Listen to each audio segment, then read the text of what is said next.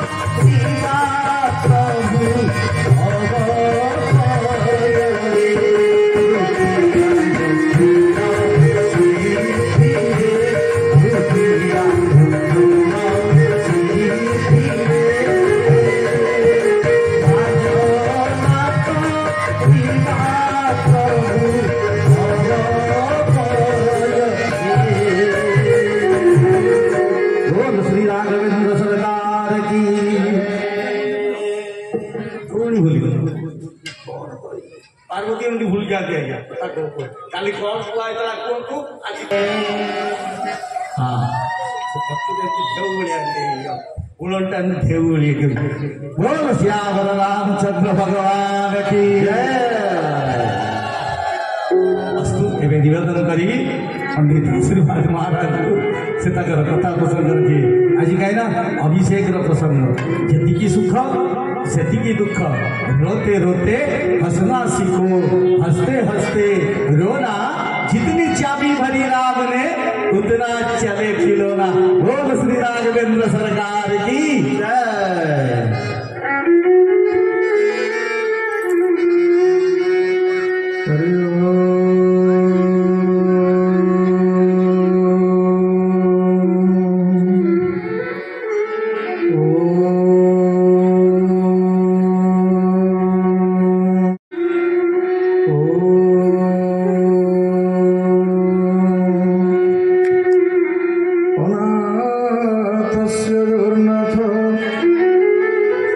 नाथ स्वामी न संशय यस्य नाथ जगन्नाथ तस्य दुःख कथ प्रभु मन्नाथ श्री जगन्नाथ मद्गुरु श्री जगद्गुरु मदात्मा सदात्मा तस्मै श्री गुरवे नमः। सर्वमङ्गलमङ्गले शिवे सर्वार्थसाधिके शरणत्र्यम्बके गौरी नारायणी नमस्तुते। आपदामपहर्तारं दातारं सर्वसम्पदा लोकाभिराम श्रीरामं भूयो भूयो नमामि। मनोजमरुततुल्यवेगं जितेन्द्रबुद्धिमता वरिष्ठं वातात्मजं वानरजथमुख्यं श्रीरामदूतं सर्वप्रपद्भिः आई हनुमंत विराजी कथा कहू मति अनुसार प्रेम सहित नदी धर पधारे पवन कुमार बुद्धि नतनु जानिके सुमिर पवन कुमार बल बुद्धि त्यागे भूमि मारुले सवितारा मारुले सवितारा श्री राम जय राम जय जय राम श्री राम जय राम जय जय राम श्री राम जय राम जय जय राम पंकज मोचन जय हनुमान हरि हरि योगी प्रिय श्रीराम विश्वपान विश्व नियंता अनाथर नाथ अगतिर गति अशरण शरण पद्मपलासरण जगतर जीवन जगन्नाथ महाप्रभु रेवती नरेन्द्र बलदेवजू परात्पर भगव जगत निवास भद्रिका चक्र सुदर्शन पीठाधीश्वर मध्य इष्टदेव परम कारुणिक कुशल कृष्ण मर्यादा पुरुषोत्तम दशरथ नंदन जानकी जीवन सचिदानंद विग्रह रघुनाथजू आह्लाद्री शक्तिश्वरी जनक नंदिनी विदेह तनया उद्भव श्रीसंहारकारिणी जगज्जननी माँ जानकी महाराणी रामकथ रसिक भक्तराज भक्त श्रेष्ठ गाणी मग्रगण्य वीर बजरंग बली महाराज मध्य सद्गुरुदेव पूज्य पूजक बाबा बलिया पादपद्मे अनंत दंडबोध प्रणाम निवेदन पूर्वक मासोत्तमी पवित्र चैत्र मासरे रघुनाथ महाप्रभुଙ୍କର ଶ୍ରୀରାମ ନବମୀ ମହୋତ୍ସବର ପୁଣ୍ୟ ମୁହୂର୍ତ୍ତର ଶ୍ରୀରାମଚରିତ ମାନସ କଥା ଜ୍ଞାନ ଯଜ୍ଞର କର୍ଣ୍ଣଧାର ସ୍ୱରୂପ ଥିଲେ ଶ୍ରୀ ବ୍ୟାସୀ ମହାରାଜ ଧାରକ ବୃନ୍ଦ ଶ୍ରୀ ରଘୁନାଥଙ୍କ ସେବାରେ ବ୍ୟସ୍ତ ଥିବା ସମସ୍ତ ବ୍ରାହ୍ମଣ ମଣ୍ଡଳୀ ସର୍ବଶ୍ରୀ ବାବୁଲିନାଥଠାରୁ ଆରମ୍ଭ କରି ରବୀନ୍ଦ୍ରନାଥ ତଥା ନିବାରଣନାଥ ସମସ୍ତ ବ୍ରାହ୍ମଣ ଦେବତାଙ୍କୁ ଏ ଅଧମ ସେବକ ତାର ଭକ୍ତି ଅର୍ଘ୍ୟକୁ ଅର୍ପଣ କରି ଏ ପବିତ୍ର କାର୍ଯ୍ୟକ୍ରମକୁ ଆୟୋଜନ କରିଥିବା ଶ୍ରୀରାମଚରିତ ମାନସ ପରିଚାଳନା କମିଟି ତଥା श्री श्री रघुनाथ मंदिर परिचालना सदस्य तथा श्रीरामनवमी परिचालना कमिटर समस्त सदस्य रघुनाथ पतित पावन शिव सेवा समिति तेलेंगा बजार समस्त भक्तवृंद समस्त पादपद्म को प्रणाम निवेदन करी आज पूर्णाहुति दिवस रघुनाथ दिव्य कार्यक्रम 9 दिन रूप मंच सचालना सहित भगवान पावन कथार आपण मान आप्यायित कर मोर अति आपणार तथा ओडिशार सुनामधन्य कथावाचक विशिष्ट पंडित प्रकाश चंद्र बेहेरा महोदय भगवान कार्यक्रम को सरस सुंदर करने वाद्यंत्र सहायता करुवा रवि भाईना आरंभ कर वीरमामू मुंडायी समस्त भक्तवृंद शब्दयंत्र मध्यम महावीर साउंडर समस्त कर्मकर्ता तथा भगवान पावन कथा को श्रवण करने रघुनाथ पवित्र दरबार में आज आपण मान परिचय तेलेंगा बजार कि कटकर अधिवासी नुह रघुनाथ महाप्रभु अभिषेक को पालन करने आज समस्ते ମୋ ଦୃଷ୍ଟିରେ ସେଇ ଅଯୋଧ୍ୟା ଧାମର ସମସ୍ତ ନରନାରୀ ରୂପରେ ଆପଣମାନଙ୍କୁ ସମସ୍ତଙ୍କୁ ଏ ଅଧମ ସେବକର ପ୍ରଣାମ। ଆସନ୍ତୁ ଭଗବାନଙ୍କର ପାବନ କଥାକୁ ଶ୍ରବଣ କଲା ପୂର୍ବରୁ ଆନନ୍ଦର ସହିତ ଶ୍ରଦ୍ଧାର ସହିତ ଭାବର ସହିତ ଭକ୍ତିର ସହିତ ଦୁଇବାର ଭଗବାନଙ୍କ ନାମ କୀର୍ତ୍ତନ କରିବା। ତାପରେ ଯେମିତି ଭଗବାନ କୃପା କରିବେ ସେମିତି କଥା ଶ୍ରବଣ କରିବେ। आते हो जाते भी राम कहो, आते भी राम कहो, जाते भी राम कहो, आते भी राम कहो, जाते भी राम कहो, आते भी राम कहो, जाते भी राम कहो, राम राम राम राम राम राम राम कहो, राम राम आते भी राम कहो, जाते भी राम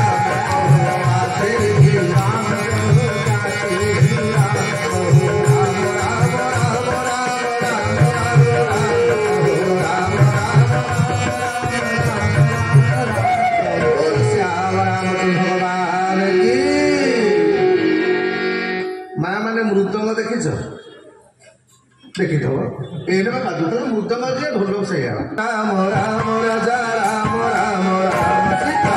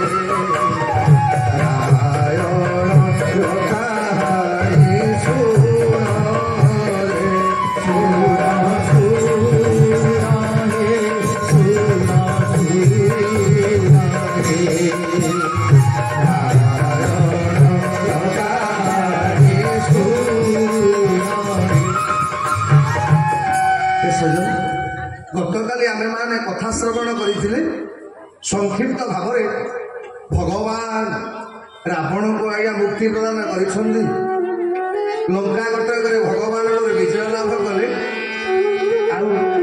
लंकार सुवर्णमय लंकापुरी विभीषण को भगवान राजा करदेले आज्ञा जो लंका को पाइबा पई रावण 10टा जाक मुंड को बलि देइथिला भगवान विभीषण को दान करदेले जेमती दान करदेले विभीषण भगवान पाद तले पड़िला कला बाबू मुझे बड़ भाई मो बड़ भाई मत बाड़ी के घर तोड़ी देता आज्ञा आपण मैंने श्रवण करेंगे जितेबले विभीषण रावण ठारू गोईठा खाइला परे विभीषण विचार कला मु जीवी कौटी कारण मोर तो बापा माँ कहीं ना मुझे बापा सम्मान भक्ति करुली सी मत कहला तू मो लंका कटक रही गोईठा मारिक मत तड़ीदेला तो सेदिन विभीषण मने मने भाविला मु जीवी कुआड़े गति मो पाखे कौन अच्छी एतिक बेले तार हनुमान कथा मन पड़गला हनुमान कहते विभीषण जिते बड़े ये संसार लोक मैंने ते गोईठा मारे जिते जानू ये दुनियार लोक मैंने ते तिरस्कार करेंगे ये दुनियार लोक मैंने ते धोखा देवे तो से तू जानीदेवु जे भगवान द्वार तो पे खोला ही गला मुझे जिते भगवान कथा आरंभ कला बेले श्लोक बोलुचे कौन ना अनाथ जगन्नाथ नाथ स्वामी न संशय जस्य नाथ जगन्नाथ तस्य दुख कथ प्रभु आज्ञा जिते ये जीव भगवान खाली एति कही दिए हे महाप्रभु आपण व्यतिरेक मोर कहीं ना ଭଗବାନ ସେତେବେଳେ ଏ ଜୀବକୁ ଆଲିଙ୍ଗନ କରିନିଅନ୍ତି। ବିଭୀଷଣ ଭଗବାନଙ୍କ ପାଖକୁ ଆସିଲା ବେଳେ କହିଲା, ମଣିମା ମୁଁ ହଉଛି ରାକ୍ଷସ କୁଳରେ ଜନ୍ମ, ମୋ ଭାଇଟା ହଉଛି ଅସୁର, ବା ଆପଣଙ୍କ ସ୍ତ୍ରୀ ଗ୍ରହଣ କରିକି ନେଇଛି, କିନ୍ତୁ ଶ୍ରବଣ ସୁଯଶ ଶୁଣିଆ କହିଲା, ମଣିମା ମୁଁ କାନରେ ଶୁଣିଛି ଯିଏ ଆପଣଙ୍କର ଶରଣ ଯାଏ ଆପଣ କେବେ କାହାକୁ ନିରାଶ କରିନାହାନ୍ତି। ଆଜ୍ଞା ଯିଏ ଭଗବାନଙ୍କୁ ଭଲ ପାଇଛି, ଯିଏ ଭଗବାନଙ୍କୁ ଆଜ୍ଞା ବିଶ୍ୱାସ କରିଛି, ମୋ ଭଗବାନ କେବେ କାହାକୁ ନିରାଶ କରିନାହାନ୍ତି। ଆଜ୍ଞା ଆଜି ପର୍ଯ୍ୟନ୍ତ କୌଣସି ଶାସ୍ତ୍ର କହିବନି ଯେ ଇଏ ଭଗବାନଙ୍କୁ ଭଲ ପାଇଲା, ଇଏ ଭଗବାନଙ୍କୁ ବିଶ୍ୱାସ କଲା ଆଉ ଭଗବାନ ତାର କ୍ଷତି କରିଦେଲେ, ଏଇଟା ଆପଣ ଶୁଣିବେନି କୋଉଠି। এইথিপাই বিভীষণ ভগবানଙ୍କ ପାଖରେ ଶରଣ ପଶିଲେ କ'ଣ ନା ଶ୍ରବଣ ସୁଯଶ ଶୁଣିଆ ପ୍ରଭୁ ଭଞ୍ଜନ ଭବହି ତ୍ରାହି ତ୍ରାହି ଆରତି ହରଣ ଶରଣ ସୁଖର ରଘୁବୀ। ଆଜି ଭଗବାନ ଯୋଉ ବିଭୀଷଣକୁ ଲଙ୍କା କଟକର ରାଜା କରେଇ ଦେଲେ, ବିଭୀଷଣ ଭଗବାନଙ୍କୁ କହିଲା, ମହାପ୍ରଭୁ ଏ 2-3 ଦିନ ଖଣ୍ଡେ ଆପଣ ମୋ ପାଖରେ ଟିକେ ରୁହନ୍ତୁ, ମୁଁ ଟିକେ ଭଲରେ ଆପଣଙ୍କର ସେବା କରିବାର ସୁଯୋଗ ମୋତେ ଦିଅନ୍ତୁ। ଭଗବାନ କହିଲେ, ବିଭୀଷଣ ମୋତେ ଆଉ ସୁବର୍ଣ୍ଣମୟ ଲଙ୍କାଟା ଭଲ ଲାଗୁନି। ନା କାହିଁକି ନା ବିଭୀଷଣ ମୋର ଅଯୋଧ୍ୟା କଥାଟା ମନେ ପଡ଼ିଗଲାଣି। କହିଲେ ଅପିମେ ନରୁଚତେ, କହିଲେ ମୋତେ ଏ ତମର ସ୍ୱର୍ଣ୍ଣମୟ ଲଙ୍କାଟା ଭଲ ଲାଗୁନି। କାହିଁକି କ'ଣ ନା ଭଗବାନଙ୍କର ମନଟା ଅଯୋଧ୍ୟା ପାଇଁ ବ୍ୟାକୁଳ ହେଉଛି। ଆମେ ଗତକାଲି ଲଙ୍କାକାଣ୍ଡ କଥା ଶ୍ରବଣ କରିଥିଲେ, ଆଜି ଶ୍ରବଣ କରିବା ଉତ୍ତରକାଣ୍ଡର କଥା। ତ ଉତ୍ତରକାଣ୍ଡର ପ୍ରଥମ ଚଉପାହି ଆମେମାନେ ଯେଉଁମାନେ ପ୍ରଥମ ଦିନ କଥା ଶ୍ରବଣ କରିଛେ, ରାମଚରିତ ମାନସର ଆରମ୍ଭ ହୋଇଥିଲା କେଉଁ ଶବ୍ଦରେ? ଆଜ୍ଞା ମନେ ରଖନ୍ତୁ, ମନେ ପକାନ୍ତୁ ଆପଣମାନେ। ପ୍ରଥମ ଦିନ ମୁଁ ପ୍ରଥମ ଚଉପାହି କହିଥିଲି କ'ଣ ନା ବା ଆଜ୍ଞା ଭଗବାନ ମୋର ଦିନେ ଆଜ୍ଞା ଶଙ୍କର ଭଗବାନ ମା ଯୁଗ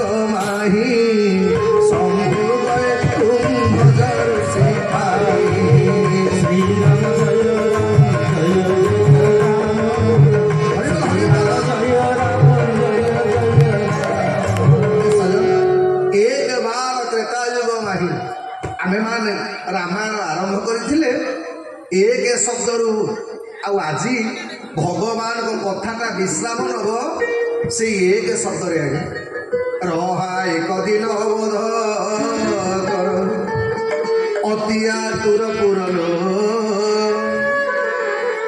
ଜହ ତହ ଲୋକ ସହି କୃଷକ ରାମ ବିୟୋ।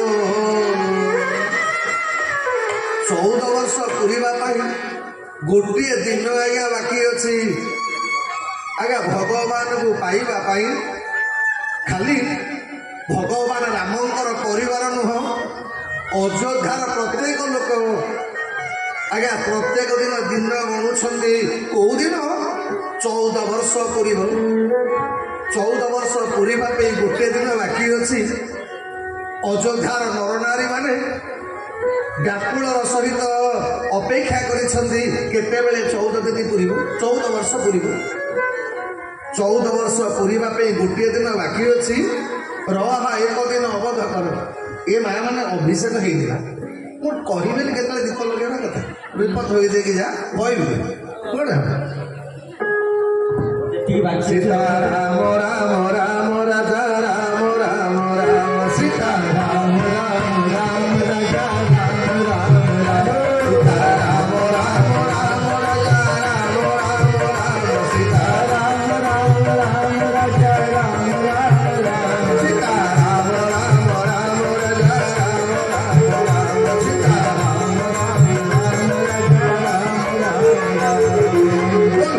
भगवान की रहा एक दिन अवध।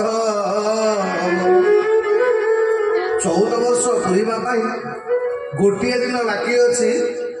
ଅଯୋଧ୍ୟାର ପ୍ରତ୍ୟେକ ନରନାରୀ ମାନଙ୍କର ମନ ବ୍ୟାକୁଳ। 14 ବର୍ଷ ପୁରିବାକୁ ଗୋଟିଏ ଦିନ ବାକି ରହିଲା। ଏ ଭଗବାନଙ୍କର ଫେରିବାର କୌଣସି ଖବର ଆସୁନି କ'ଣ ପାଇଁ? ଅଯୋଧ୍ୟା ଯାକ ଲୋକମାନେ ଆଜ୍ଞା କିଏ କୋଉଠି ମେରି ହେଇଯାଉଛନ୍ତି। ସମସ୍ତଙ୍କ ମନରେ ଗୋଟିଏ କଥା, ଭଗବାନ କେତେବେଳେ ଫେରିବେ? ଏ ସଜନ ଭାଗବତରେ ଆପଣମାନେ ଶ୍ରବଣ କରିବେ, ଭଗବାନ କଲେ ଉଦ୍ଧବ ଏ ଦୁନିଆରେ ମୁଁ କାହାକୁ ଅଧିକା ଦିଏନି କି ମୁଁ କାହାକୁ କମ ଦିଏନି। ଯିଏ ମତେ ଯୋଉ ଭଳି ଭାବରେ ଚିନ୍ତା କରେ, ବୋଲେ ଯାହାର ଯେଉଁ ଭାବ ଦେଖି ନାମ ଈଶ୍ୱର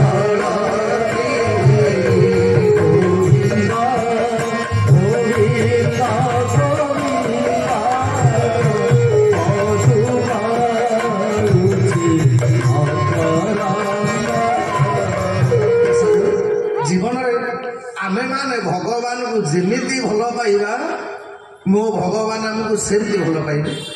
ଏଇଥିପାଇଁ ଗୀତାରେ ଭଗବାନଙ୍କୁ ଅର୍ଜୁନ ପଚାରିଲେ, କହିଲେ ମହାପ୍ରଭୁ ଏ ଦୁନିଆରେ ଯଦି ଆପଣ ସମସ୍ତଙ୍କୁ ତିଆରି କରିଛନ୍ତି, ମଣିଷ ତିଆରି କରିଛନ୍ତି, ଅସୁର ତିଆରି କରିଛନ୍ତି, ତାହେଲେ ଆପଣ କ'ଣ ପାଇଁ ଆପଣ ତ ସମସ୍ତଙ୍କୁ ତିଆରି କଲା ବାଲା? ଭଗବାନ କହିଲେ ହଁ। ଯଦି ଆପଣ ଅସୁର ତିଆରି କଲେ, ଦେବତା ତିଆରି କଲେ, ତାହେଲେ ଆପଣ ଦେବତାମାନଙ୍କୁ ମାରୁଛନ୍ତି କ'ଣ ପାଇଁ? କ'ଣ ଦେବତାମାନଙ୍କୁ କ'ଣ ପାଇଁ ଉଦ୍ଧାର କରୁଛନ୍ତି? ଆଉ ଅସୁରମାନଙ୍କୁ କ'ଣ ପାଇଁ ଆପଣ ମାରୁଛନ୍ତି କୁହନ୍ତୁ? ଭଗବାନ କହିଲେ ଅର୍ଜୁନ ମୁଁ କାହାକୁ ମାରେନି କି ମୁଁ କାହାକୁ ଉଦ୍ଧାର କରିନି ନା। ଆଉ ନା ସେ ଯଥା ମା ପ୍ରପଦ୍ୟନ୍ତେ, କହିଲେ ମୋତେ ଯିଏ ଯୋଉ ଭଳି ଭାବରେ ଭଜନ କରେ, ଯୋଉ ଭଳି ଭାବରେ ମୋତେ ଭଲ ପାଏ, ମୁଁ ମଧ୍ୟ ତାକୁ ସେଇଭଳି ଭାବରେ କୃପା କରିଥାଏ। ଆଜ୍ଞା ଭଗବାନ ଦେଖନ୍ତିନି ଆପଣ କେତେ ଟଙ୍କାର ଭୋଗ ଲଗେଇଲେ, ଭଗବାନ ଦେଖନ୍ତିନି ଆପଣ କେତେ ଟଙ୍କାର ଲୁଗା ମୋ ଭଗବାନଙ୍କୁ ଅର୍ପଣ କଲେ, ମୋ ଭଗବାନ ଦେଖନ୍ତିନି ଆପଣ କେତେ ଟଙ୍କା ଭଗବାନଙ୍କୁ ଆଜ୍ଞା ସମର୍ପଣ କଲେ। କିନ୍ତୁ ମୋ ଭଗବାନ ଗୋଟିଏ କଥା ଦେଖନ୍ତି, କ'ଣ ଆପଣ ତାଙ୍କ ପାଇଁ କେତେ ବ୍ୟାକୁଳ ହେଉଛନ୍ତି। ଆଜ୍ଞା ଏଇଟା ଆଜ୍ଞା କହିଲେ ହବନି। ଆମମାନଙ୍କର ମନଟା ଯେମିତି ବ୍ୟାକୁଳ ହବ, ମୋ ଭଗବାନ ମଧ୍ୟ ଆପଣଙ୍କ ପାଇଁ ଆଜ୍ଞା ସେମିତି ବ୍ୟାକୁଳ ହେବେ। ଆଜି ଅଯୋଧ୍ୟାର ପ୍ରଜାମାନେ ସମସ୍ତଙ୍କ ମନଟା ବ୍ୟାକୁଳ ଆଜ୍ଞା। 14 ବର୍ଷ ଯାକ ଖାଲି ଗାର ପକେଇଛନ୍ତି ଆଜ୍ଞା ସମସ୍ତଙ୍କ କାନ୍ଥରେ। କୋଉନ 14 ବର୍ଷ ପୁରିବ, କେବେ 14 ବର୍ଷ ପୁରିବ? ଗୋଟେ ଦିନ ବାକି ଅଛି।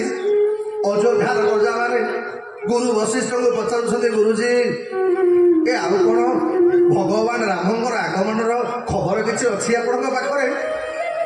ବଶିଷ୍ଠ ନୀରବ।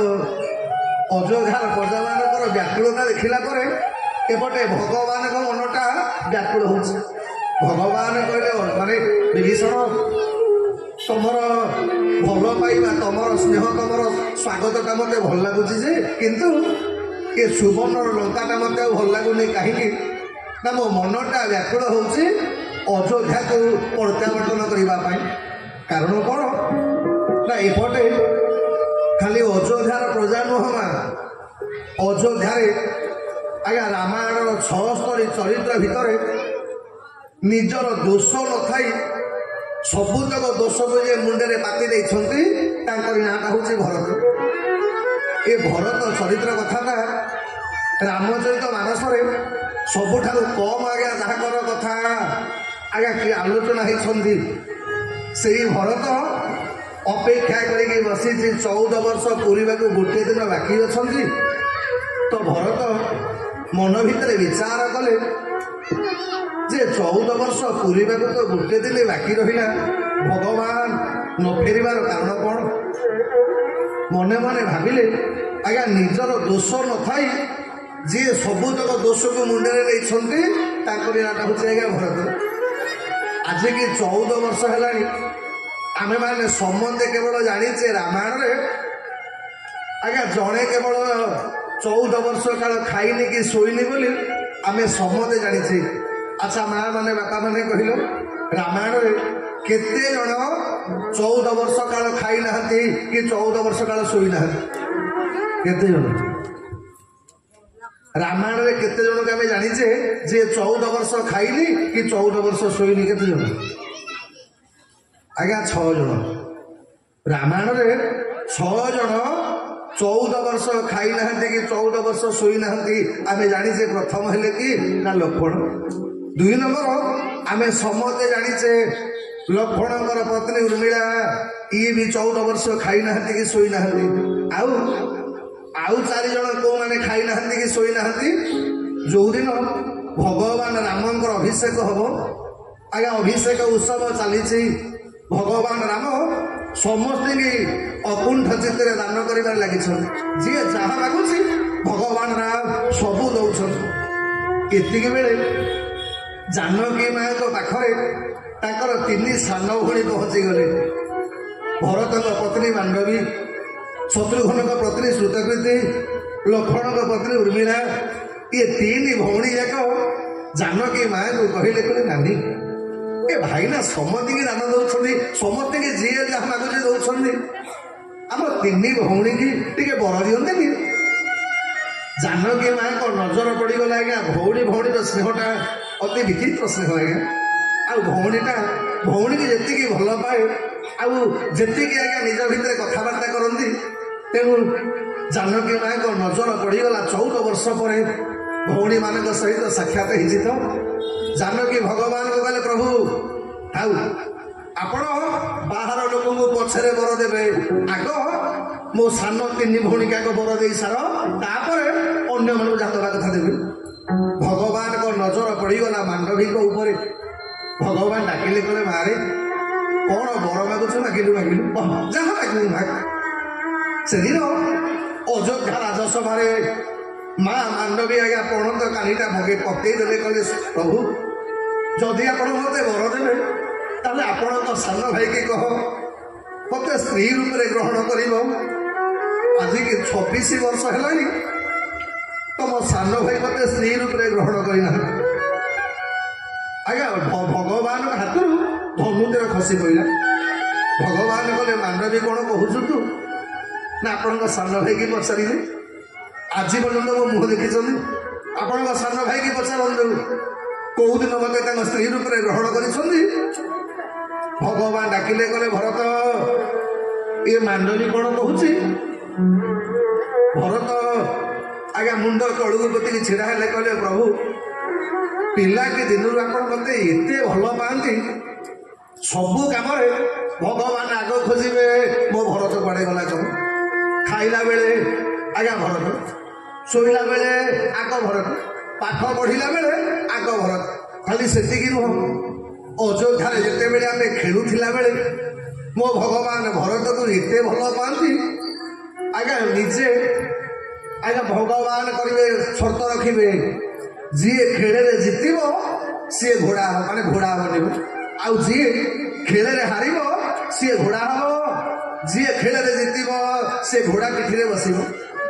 ଭଗବାନ ରାମ ଭରତକୁ ଏତେ ଭଲ ପାଆନ୍ତି, ଆଜ୍ଞା ପ୍ରତ୍ୟେକ ଥର ଭଗବାନ ରାମ ଖେଳରେ ହାରିବେ, ଆଉ ଭରତକୁ ଘୋଡ଼ା କରିକି ଆଜ୍ଞା ଘୋଡ଼ା ହେଇକି ନିଜେ ଘୋଡ଼ା ହେବେ, ଭରତକୁ ମୁଁ କାନ୍ଧରେ ବସେଇବି, ଆଉ ଆସିକି ବାପାଙ୍କ ପାଖରେ କହିବେ, ବାପା ଜାଣିଛ ଆମ ଭରତଟା ନା ବଢିଆ ଖେଳୁଥିବା, ମତେ ବା ହରେଇଦେଲା, ମୁଁ ହାରିଛି ଆଉ ଭରତଟା ମୋର ଜିତିଛି। ବାପା ଭରତ ବଢିଆ ଖେଳୁଛି, ରାଜ୍ୟ ଯାକ ଲୋକ ଜାଣନ୍ତି ଭରତ ଜିତିଛନ୍ତି ବୋଲି।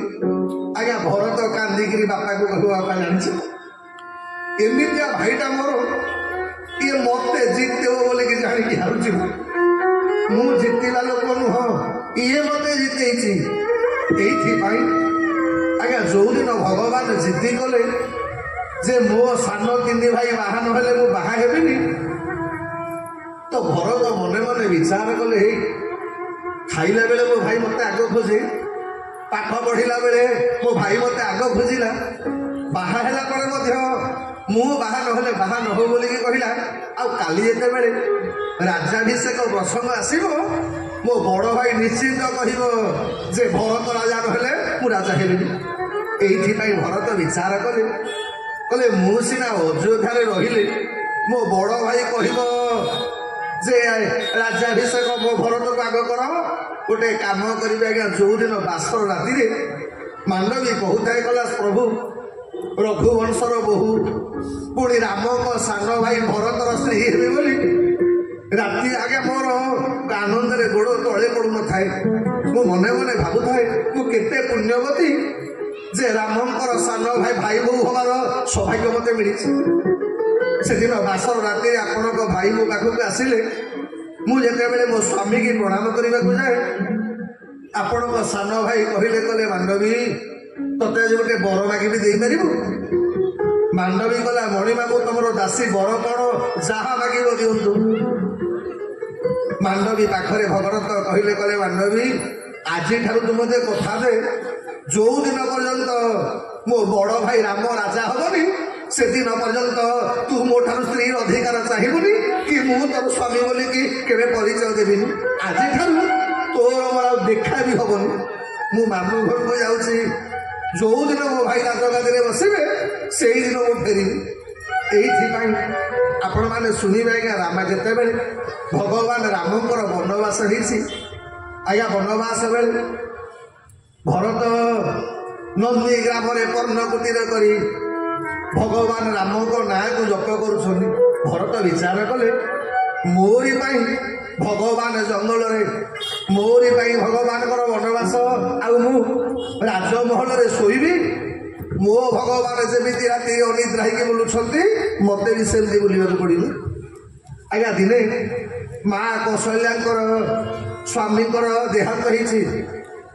ପୁଅ ବୋହୂ ଯାଇକି ଜଙ୍ଗଲ ଭିତରେ, ସହଜେ ବୟସ ହେଇଗଲାଣି ତ ଆଜ୍ଞା ମାନେ ମା କୌଶଲ୍ୟାଙ୍କୁ ରାତିରେ ଭଲ ନିଦ ହଉନି। ଦିନେ କୌଶଲ୍ୟା ମାଙ୍କର ରାତି ଅଧରେ ନିଦ ଭାଙ୍ଗିଲା ବେଳେ କୌଶଲ୍ୟା ମାକୁ ଲାଗିଲା ଯେ ଛାତ ଉପରେ କିଏ ଗୋଟେ ଚାଲୁଛି। ଆଜ୍ଞା ମା କୌଶଲ୍ୟା ରାତି ଅଧରେ ଯେତେବେଳେ ରାଜମହଲ ଛାତ ଉପରୁ ଗଲାବେଳେ ଦେଖିଲେ କଣ ନା ତାଙ୍କର ଦି ବୋହୂ ଭରତର ପତ୍ନୀ ମାଣ୍ଡବୀ ଆଉ ସୁତମୀତି ଦି ଜଣ ଯାକ ଛାତ ଉପରେ ଚାଲୁଛନ୍ତି। କୌଶଲ୍ୟା ମା ତା ବୋହୂକୁ କୁଣ୍ଢେଇ ପକେଇଲେ ତାରେ ମାଣ୍ଡବୀ ଏ ରାତି ଅଧ ହେଲାଣି ତମେ ଶୋଇନ କଣ ପାଇଁ? ମାଣ୍ଡବୀ ଗୋଡ଼ ତଳେ ପଡ଼ିଗଲେ ମା ତମେ କେହି ଉଠିକି ଆଇଲ, କଣ ତମକୁ ନିଦ ହଉନି? କୌଶଲ୍ୟା ମା ପଚାରିଲେ ମାଣ୍ଡବୀ ତମେ ଶୋଇନ କଣ ପାଇଁ? ମାଣ୍ଡବୀ କହିଲେ ମା ତମ ପୁଅ ଏପର୍ଯ୍ୟନ୍ତ ଶୋଇନାହାନ୍ତି। ତୁ କେମିତି ଜାଣିଲୁ? ନା ଏଇଠୁ ମତେ ଦେଖାଯାଉଛି ଏପର୍ଯ୍ୟନ୍ତ ନନ୍ଦୀ ଗ୍ରାମରେ ଆପଣଙ୍କ ପୁଅ ଭରତ ତାଙ୍କ ଭଗବାନଙ୍କର ଆଗମନ ବାଟକୁ ଚାହିଁକି ଜପ କରୁଛନ୍ତି, ଆଉ ସ୍ୱାମୀଟା ଯେତେବେଳେ ଶୋଇନି ମୁଁ ସ୍ତ୍ରୀ ହେଇକି ଶୋଇବି କେମିତି? ଏଇଥିପାଇଁ ଆମ ଦି ଜଣ ଯାକଙ୍କର ସ୍ୱାମୀ ଭଗବାନ ରାମଙ୍କ ପାଇଁ ଅନିଦ୍ରା ଅଛନ୍ତି, ଆଉ ସେଇଥିପାଇଁ ଆମେ ଦି ଜଣ ଯାକ ଛାତ ଉପରେ ଆମ ସ୍ୱାମୀଙ୍କ ମାନେ ପର୍ଣ୍ଣ କୁଟୀରରେ ଜଳୁଥିବା ପ୍ରଦୀପକୁ ଅପେକ୍ଷା କରିକି ରାତି ଯାକ ଜପ କରୁଛୁ। ଅର୍ଥ ଭଗବାନ ରାମଙ୍କର ସେଦିନ ଆଖିରେ ପାଣି ଆସିଗଲା। କାରଣ କଣ? ଏଇ ହଉଛି ଆଜ୍ଞା ରାମାୟଣ ତ୍ୟାଗର ଆଦର୍ଶ। ରହା ଏକ ଦିନ ବୋଧ ଅତି ଆତୁର ପୁର ଲୋକ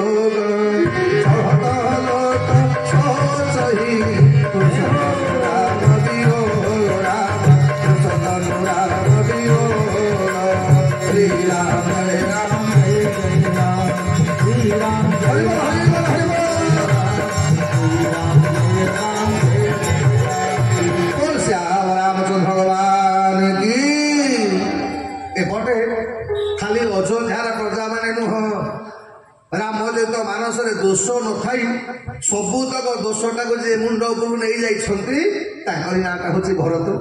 ଭରତ ମନ ଭିତରେ ବିଚାର କରୁଛନ୍ତି, କହିଲେ ଆଜି ଯାହା ସବୁ ହେଇଛି ୟା ପାଇଁ ଦାୟୀ ହଉଛି ମୁଁ। ମୋ ପାଇଁ ମୋ ବାପାଙ୍କର ସ୍ୱର୍ଗବାସ ହେଲା, ମୋ ପାଇଁ ମୋ ବଡ ଭାଇଙ୍କର ବନବାସ, ମୋ ପାଇଁ ମୋ ଭାଉଜଙ୍କର ବନବାସ, ମୋରି ପାଇଁ ମୋ ଭାଉଜଙ୍କୁ ରାବଣ ହରଣ କରିକି ନେଲା, ମୋରି ପାଇଁ ମୋ ସାନ ଭାଇ ଲକ୍ଷ୍ମଣଟାର ସତୀଭେଦ ହେଲା, ମୋରି ପାଇଁ ମୋ ମା ମାନେ ବିଧବା ହେଲେ। ଆଜି ଯେତେ ପ୍ରକାର ଦୁର୍ଘଟଣା ଘଟିଛି ଏ ରାମାୟଣରେ ସବୁଥିପାଇଁ ଦାୟୀ ହଉଛି ମୁଁ। এইথিপাই ভরত মন ভিতরে বিচার করেছে কোন না মো কি সমানকে পাপুনি বাসু সোলমি সিও রামু বনবাসু শ্রী রাম জয় রাম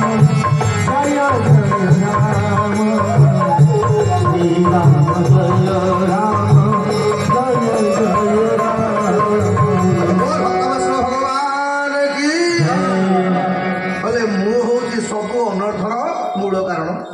ମୁଁ ଯଦି ଜନ୍ମ ନ ହେଇଥାନ୍ତି ମୋ ମା ବର ମାଗି ନଥାନ୍ତା କି ମୋ ବାପାଙ୍କର ସ୍ୱର୍ଗବାସ ହେଇନଥାନ୍ତା। ମୁଁ ଏମିତି ଗୋଟେ ପୁଅ ଯିଏ ବାପାକୁ ମାରିଛି, ବାପାଙ୍କ ଠାରୁ ଭଲ ପାଉଥିବା ବଡ ଭାଇଟାକୁ ବନବାସରେ ପଠେଇଛି। ମୋ ଠାରୁ ବଳିକି ବାପି ଏ ଦୁନିଆରେ କେହି ନାହିଁ। ଖାଲି ସେତିକି ନୁହଁ, ଦୁନିଆ